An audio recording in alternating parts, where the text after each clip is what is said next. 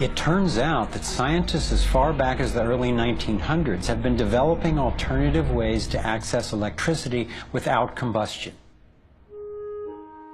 Nikola Tesla believed he had tapped into what he called radiant energy. Many scientists believe he was accessing what's now called free energy. But before Tesla could finish the project, his financier, banker J.P. Morgan, who had a monopoly on the copper used for electrical lines, recognized how Tesla's invention could transmit electricity without wires. He then shut down Tesla's funding. Tesla's lab was burned down and he was ostracized, all for trying to implement his vision of unlimited energy for everyone. Trying to demonstrate that by mimicking the magnetic field of a planet and rotating this device, we could actually create a dynamo that would work. And in fact, it did work, and it does work. So when we contemplate nature, when we contemplate Jupiter, or we contemplate a dynamo like the Earth rotating in space, we're basically talking about a magnet which is rotating in space. And the lines of flux of the magnet are pouring down and through in this toroidal pattern of the magnetic field. It's also expanding, contracting. It's breathing. It's taking in the energy of space literally and transforming it. Right here in this toroid, we have enough energy to transform the entire Earth. And that's not just a theoretical statement, it's literally true. To contemplate the implications of this means that every single place on Earth suddenly has power. Every single person on Earth suddenly has power. We have universal abundance. Trombley had been invited to demonstrate one of his generators at the United Nations and the U.S. Senate. But these events were undermined by the first Bush administration.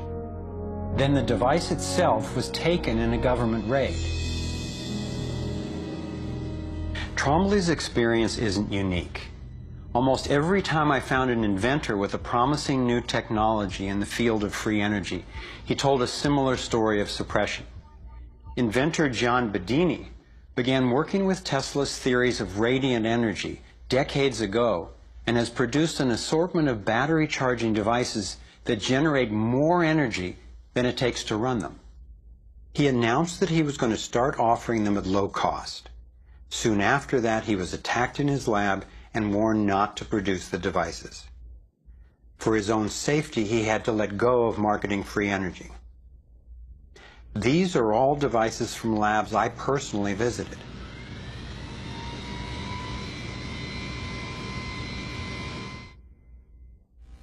Now.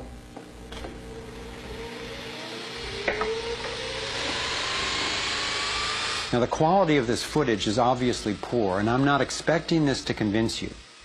My point is that being there with these inventors, accompanied by experts, and seeing these new energy devices in operation convinced me that the technology is real. And the implications of that to me are absolutely thrilling. Canadian John Hutchison not only created some free energy batteries, but also used Tesla's theories to counter gravity, to make objects float.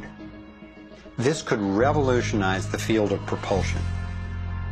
His lab was raided and equipment was taken by police and government officials in 1978, 1989, and again in 2000.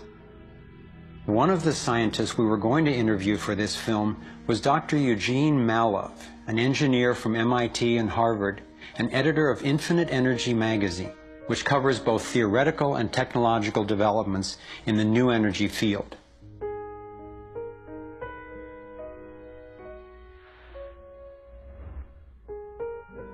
Dr. Malov was mysteriously beaten to death in 2004. If these inventors were all hoaxers and charlatans, I wondered, why are they being suppressed so consistently and so brutally? I asked free energy inventor Adam Trombley why he thought this technology was being suppressed, and if the UFO phenomenon was related. We've had major military people at great risk to themselves say, yes, these things are real. Why do you think the military-industrial complex doesn't want that statement to be made? Because you start thinking about what kind of technology is behind that. That's the bottom line.